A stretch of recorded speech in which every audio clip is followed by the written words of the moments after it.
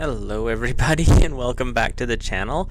I have been having some technical hiccups tonight, so got some music going, cool, and I'm here.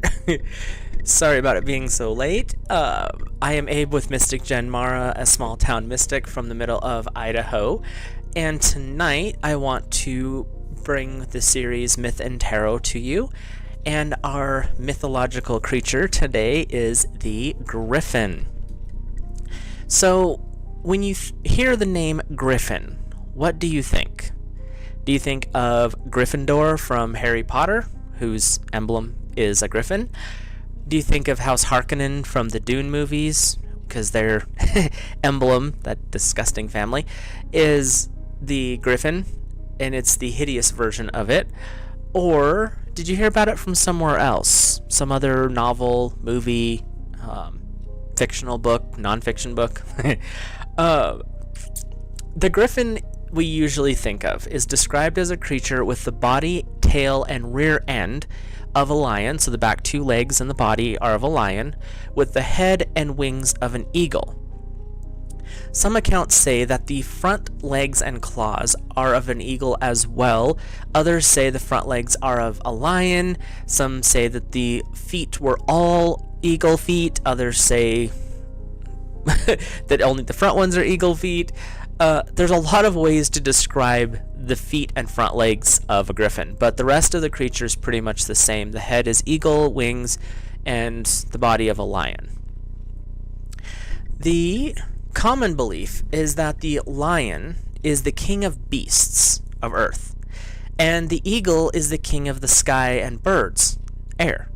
So this hybrid is the ultimate leader of earth and sky, or earth and air, which are opposites. So the attitude of a griffin tends to be a little less than pleasant. They held dominion over all that is under the heavens on the earth, but they don't have power or authority within the water. So there is that. The griffin is known mainly, how we see it today anyway, from the Greek and Roman myths and legends, although there are other places that they make appearances much further back. They show up in French legends, when various Middle Eastern stories, and they have a small little blip, and I do mean a small blip, in Asia. And if anyone is curious, the tea I'm drinking is a triple root tea. It's turmeric, ginger, and I think rose. Can't remember what the third root is, but it's really good. So, in Persia, the griffin is called, and I even have a friend who's from this area, and I forgot to ask him how to say it. The Shirdal is how it's spelled, Shirdal. Basically meaning lion eagle. Pretty point blank. Obviously. They also appear in the lore of Armenia as well, but the word that they have, I'm not even going to go there. It is in the dialect from Armenia, and I don't speak that language in the slightest. And I couldn't find a good online place to play it. Again, and I have a friend from the area, and I didn't get him to say it out loud, so we'll skip that. And I'm pretty sure if I said it wrong, it would probably be some kind of really weird, really rude word, so we'll just not risk that. Some of the older images of the griffin come from around 1000 BC. These were apparently from the Orient and Greece. Some of these would have had manes of hair, like a horse, and others would be seen with a comb and feathers, like a chicken. We're talking about eagles. I'm not really sure where that came from, but that is a description. There are older images. The debate over where their origin date lands still is going on. There is, some people say, as old as 4000 BC, which would be 6,000 years from where we're at today, or as recent as 3,000 years BC, so 5 to 6,000 years from today. And the area is in or around Mesopotamia. And the periods would be through the Uruk period up through the Proto-Elamite Elamite period. So that 4,000 year is the Uruk up through the Proto-Elamite, which is the 3,000 year. The Sumerians from this area had two styles of creature they called the Griffin. One was a lion-headed eagle, so it was a bird with a lion's head, or an eagle-headed lion, which is what we associate with griffins today. Both of them had wings, both could fly, and both were dominions over earth and land, or air, according to all the lore that I could find.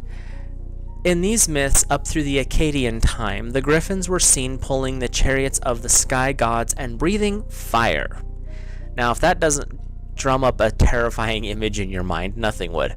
Like, I see this lion with wings and the head of an eagle flying, carrying the gods, but it keeps belching fire out of its mouth. I'm gonna worship the gods and be a good boy. The griffin in one of its forms showed up in Egypt. Sorry, I just want to make sure I've got... Okay, nothing emergency. The griffins in one of its forms shown up in Egypt, Syria, and Anatolia during the Bronze Age. On the island of Crete in or around 1650 BC, so now we're moving more into what we would see today. Griffins were pretty much used everywhere during the Aegean culture, and from there they made their way into the Greek myths. And... So this is the Mesopotamian version. And I think this is the most interesting one because it actually has a beard.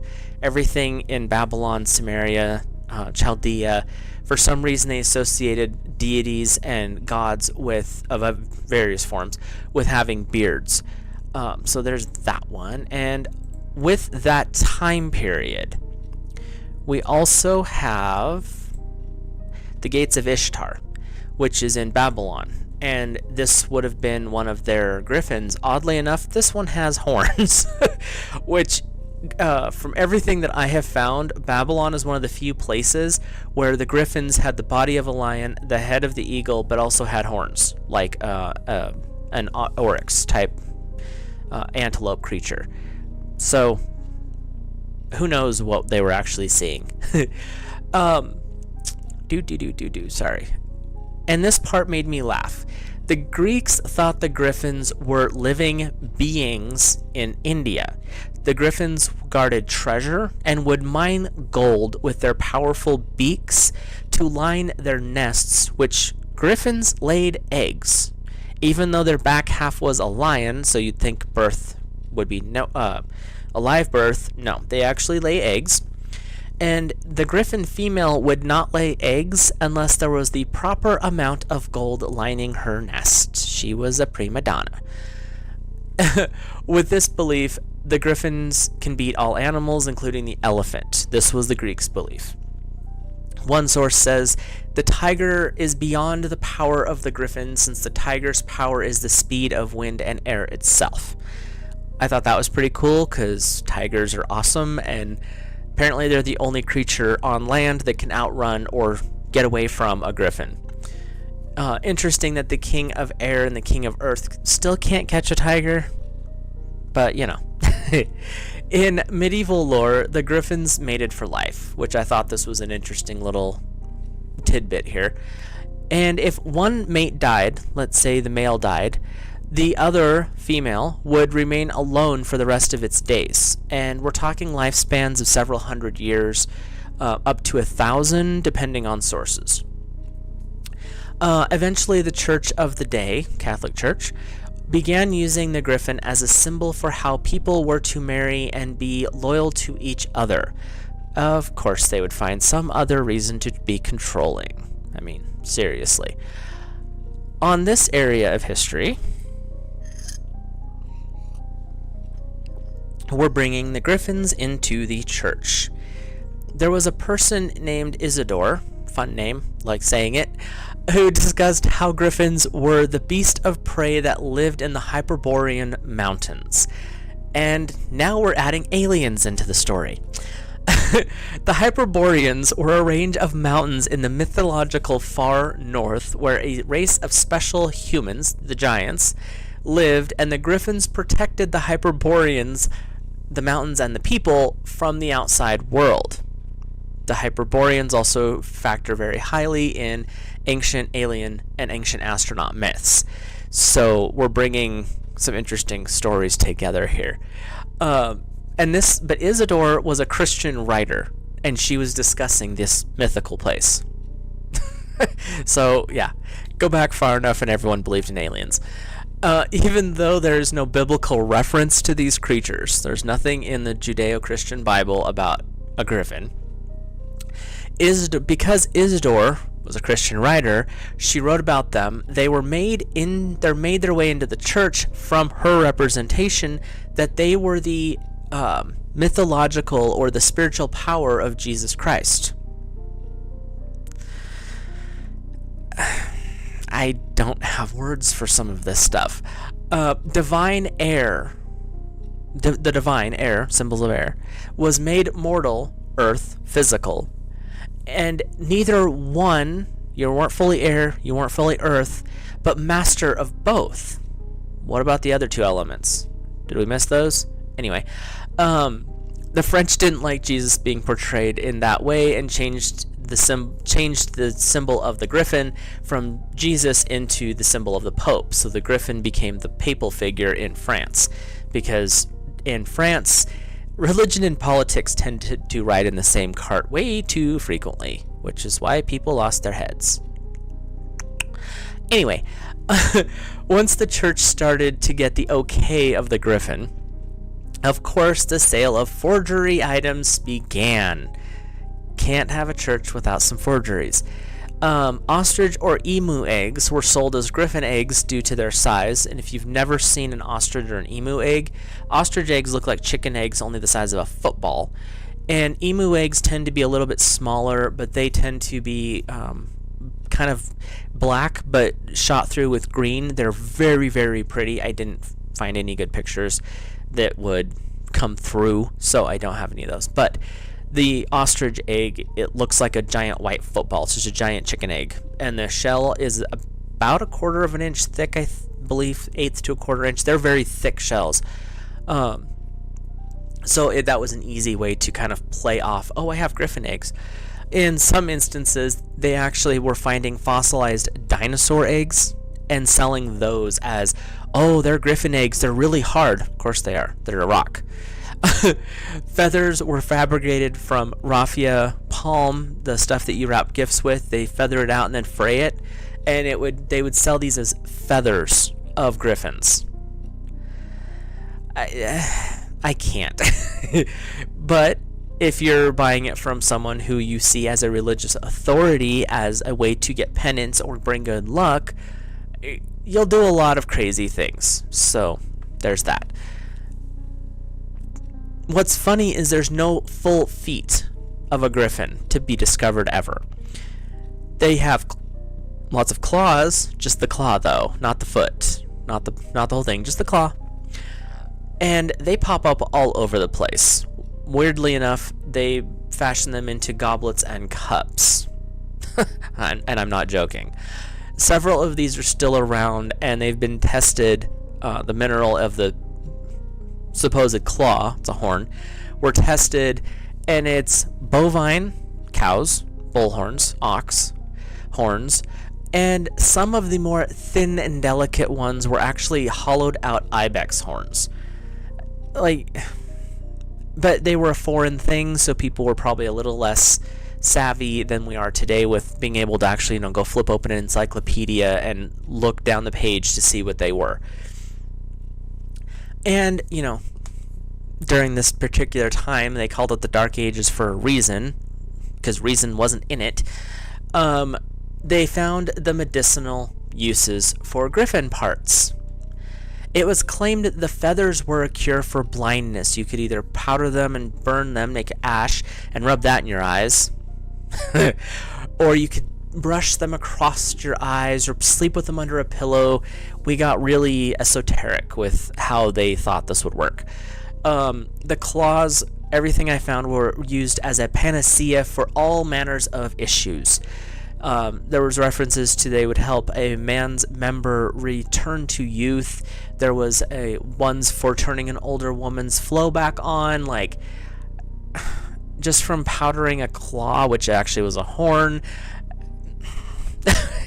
Like I said, the Dark Ages were dark for a lot of reasons. Griffins came into heraldry around this Dark Age time as a symbol of divine protection. Thank you, France. And a lot of these images are tied to the color red as it added power. So you'd have a griffin crest such as this, but this one just has red claws on it. There. Just has red claws on it. But there were other ones that were actually tied to families, and I didn't want to, offend anybody. But you would have the background being all blood red or magenta or a little darker, and then the golden griffin generally. Upright was a sign of aggression and protection. Down was a sign of peace. So if they were at war with somebody, then that was up, and if they were at peace with somebody, it'd be down. Had that. So you started seeing a lot more of them popping up in fictional accounts of griffins, though, and this is where we get into some of how we see them today, because oddly enough, fiction tends to carry over more than truth does in most cases. One of them that I found was interesting was in Dante's Divine Comedy. Full disclosure, have not read the third book, Paradiso. I've read the first two. I love Dante's Inferno. I can't remember how they talked about the middle one, but it's okay. I want to read Paradiso, Paradise, just because of this tidbit I found. In Paradise, the third act of the Divine Comedy, they talk about griffins carrying him around, like so he'd riding on the back of a griffin. That would be cool just on its own. So I have the whole book, I just haven't finished it.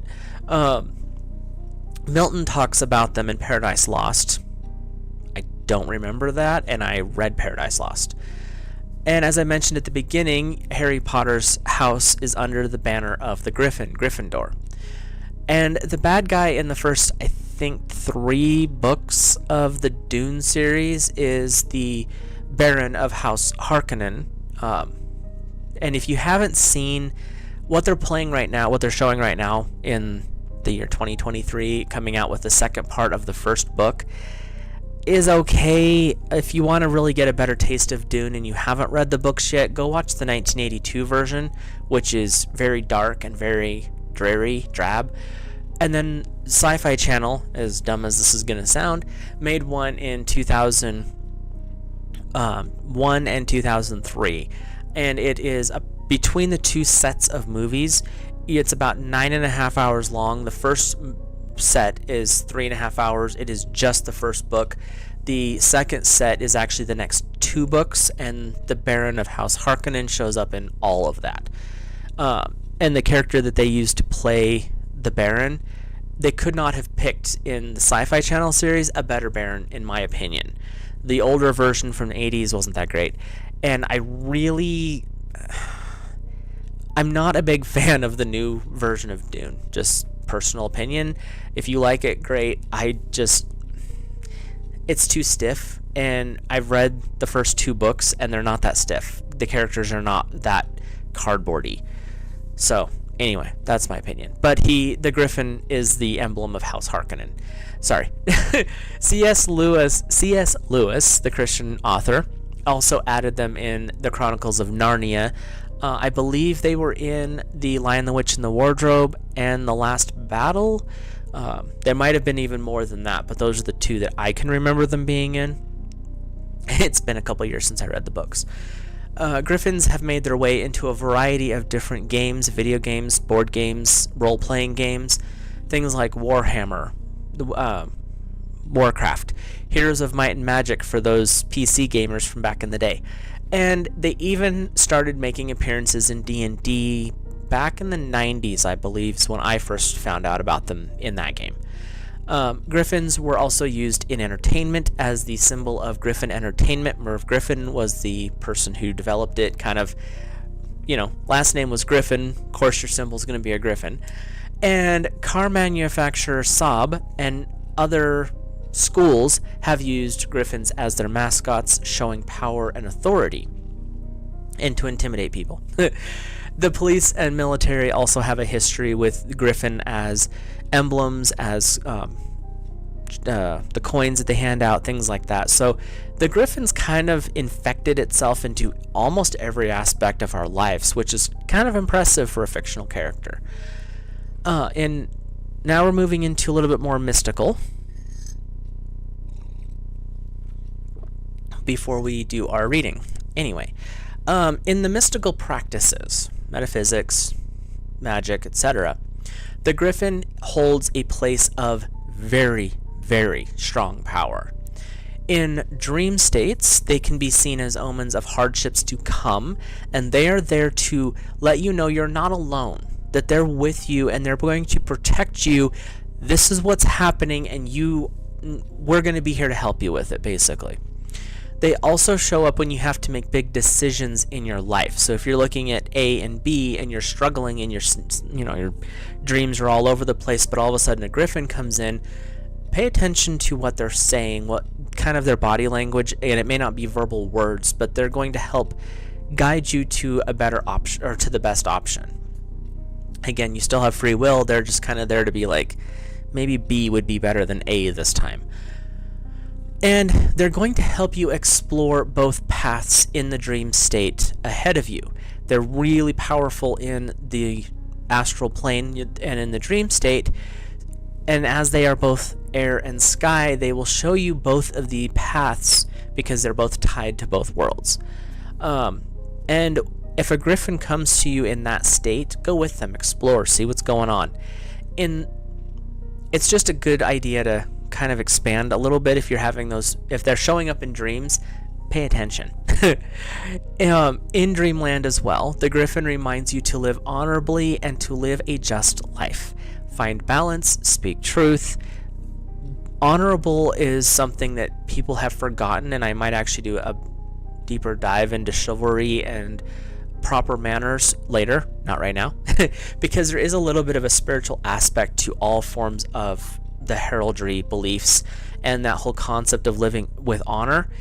It's tied to spirituality much stronger than people want to believe, but that's another story. Anyway, they also can help you understand and bring out your inner child, that jaded adult thing that we all have going on, digging down into that playful, finding awe and amazement in the simplest thing. That's something else that they can do because they are creatures of nature. And a Griffin guards treasure. So, what do you guard? If a Griffin is showing up, it's a reminder to protect the things that you treasure. Again, think about the things that you treasure in life. Do you treasure freedom? Do you treasure a job? Do you treasure your home, your family, your friends? There's a lot of things that you can treasure, and the Griffin popping up, what is going on in that dream, because that's kind of where your attention is going to be, or is, and they're saying good, bad, indifferent, maybe you need to adjust some things. But that's where their attention is, what they're doing in that dream state. They also are symbols of courage. If you want to grow, when they show up, they can kind of be the universe saying this is a way to take the reins into your own hands. We all have those days where we just can't stand not being in control of our destiny, and the energy of a Griffin can help you find ways to take those reins back and actually step forward into that life. So, something to think about. If a Griffin comes to you in a spirit guide journey, like if you're doing shamanism or one of the many rituals out there to attract spirit animal guides or spirit guides in general, there are some things that a Griffin can imply when they show up.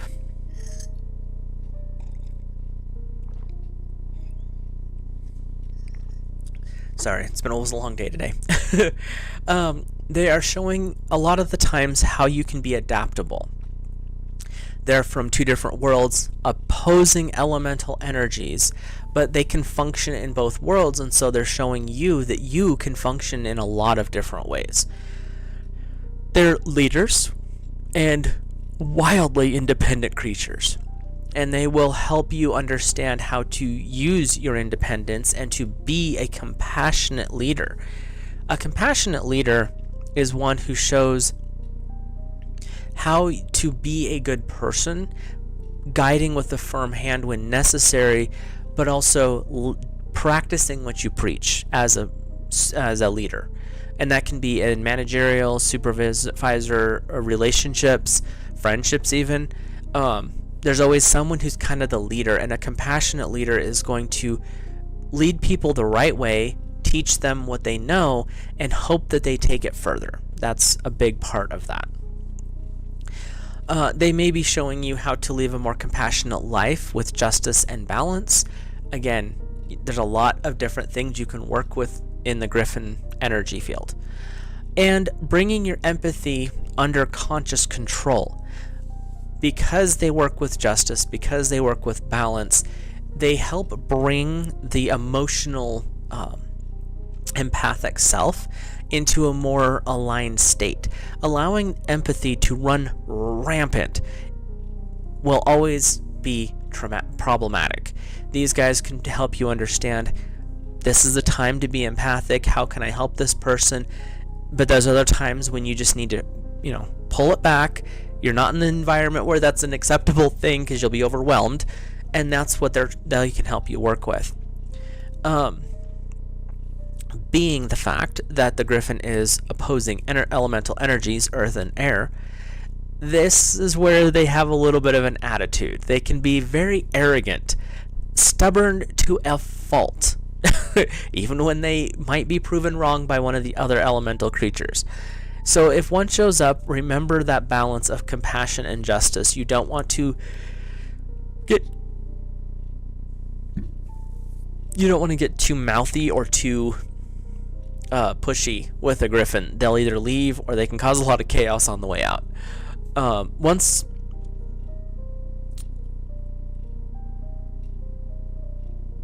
No, I'm just trying to read my notes. I was like, what did I put down here?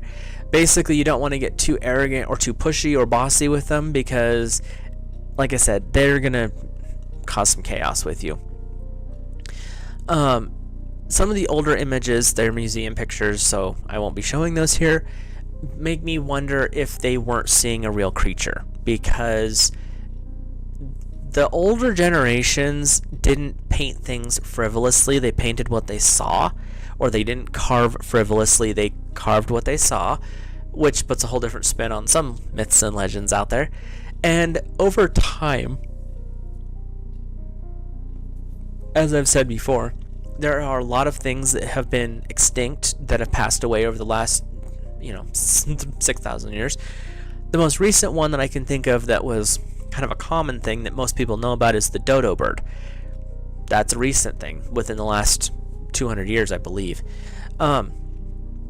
So the Greeks and Egyptians in some accounts state that there were so many griffins in this one particular pass, you couldn't travel these areas for fear of being attacked during certain seasons. So there's a lot more going on there than I think people would realize.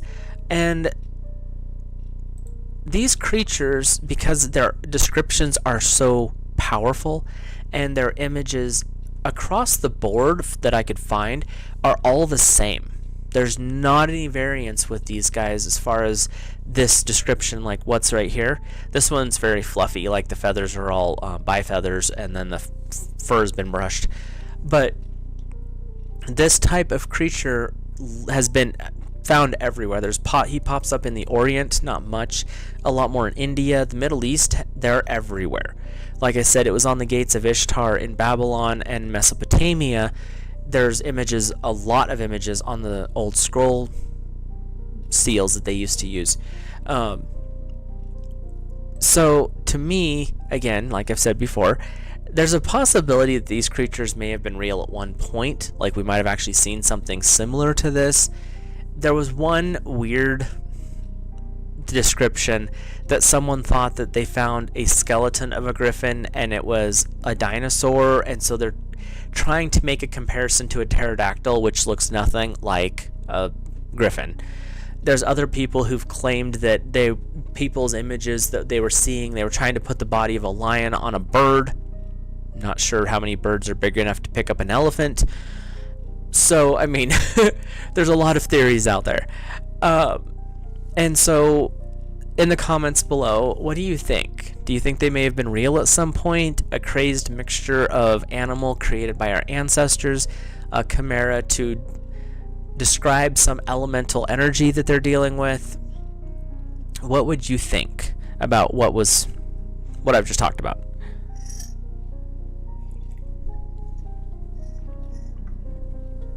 And now for the fun part.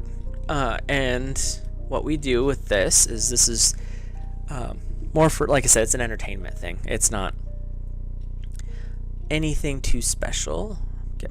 Rearrange my notes here because I got notes everywhere.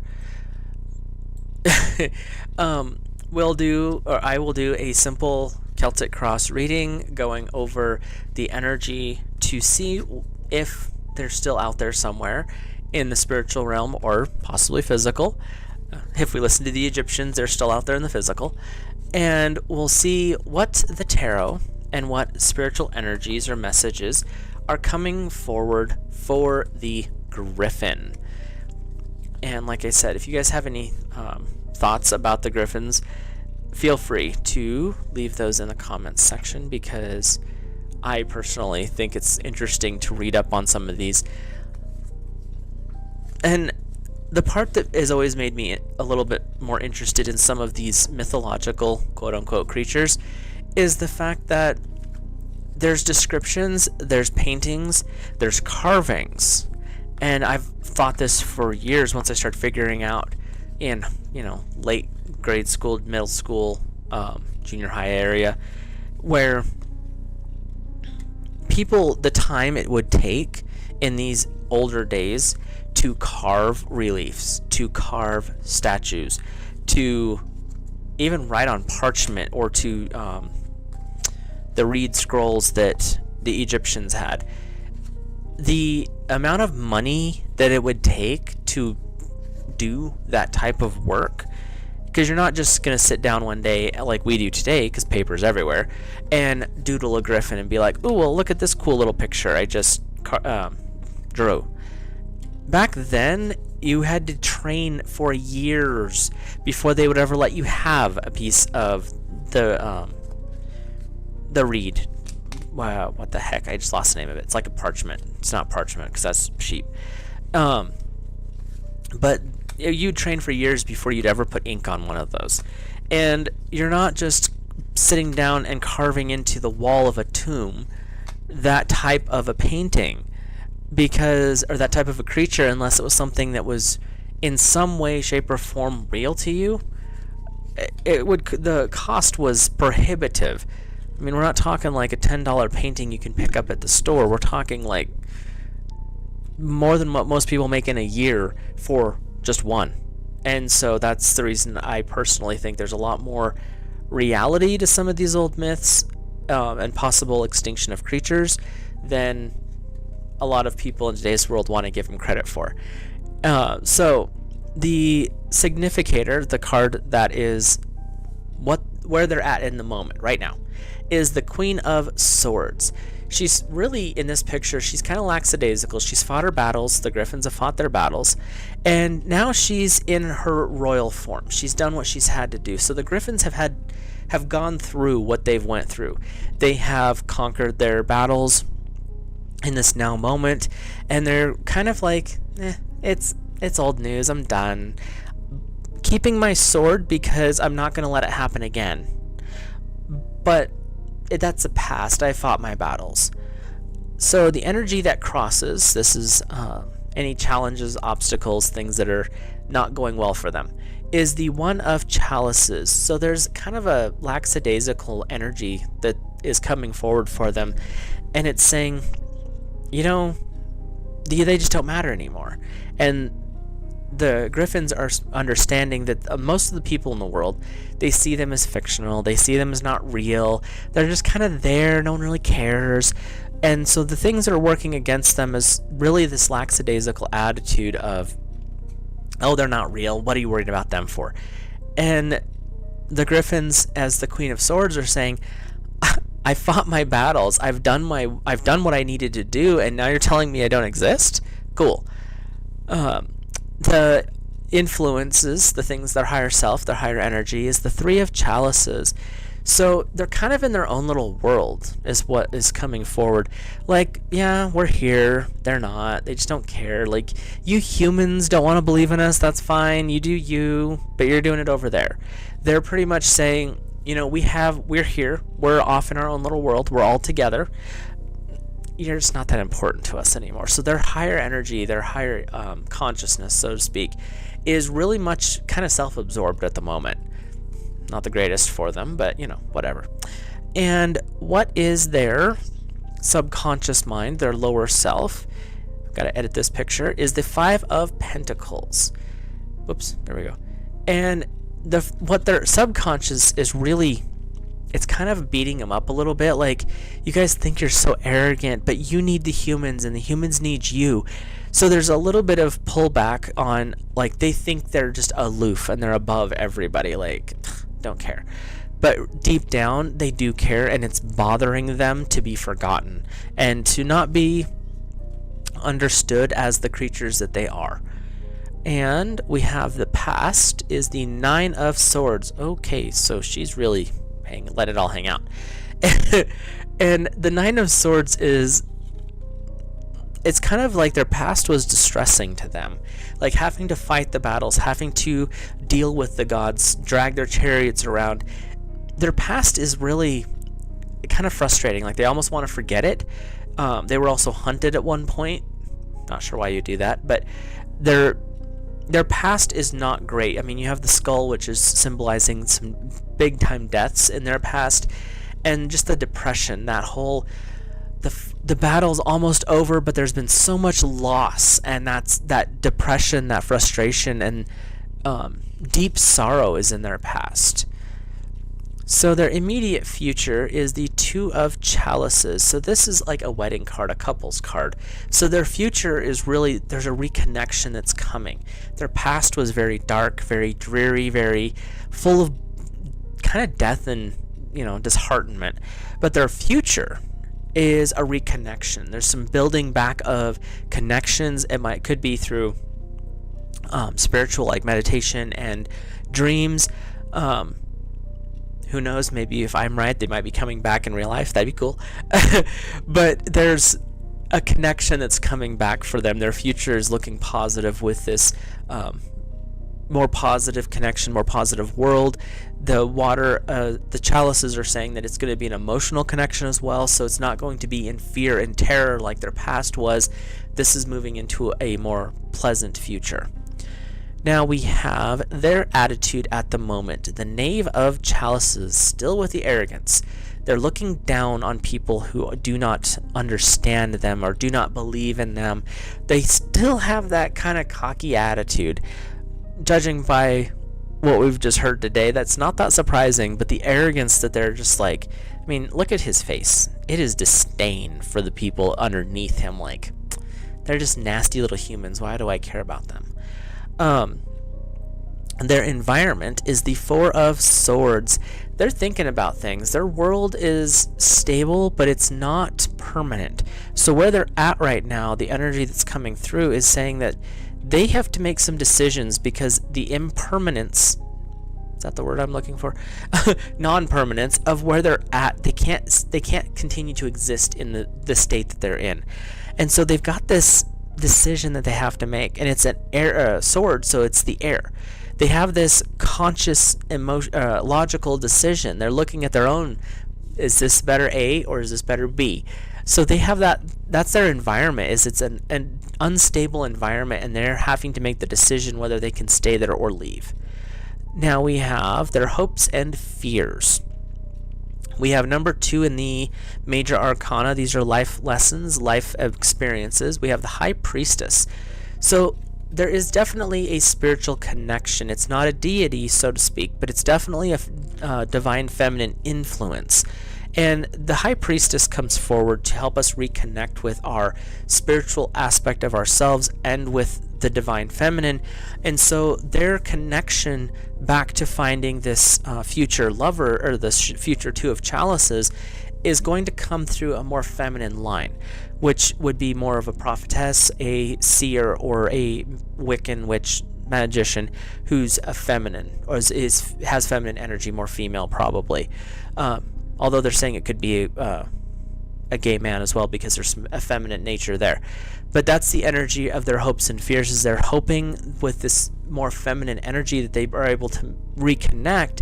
And the fear is that coming through with the female energy might be seen as weak. They're not weak by any stretch, but that's kind of where their fears are coming through.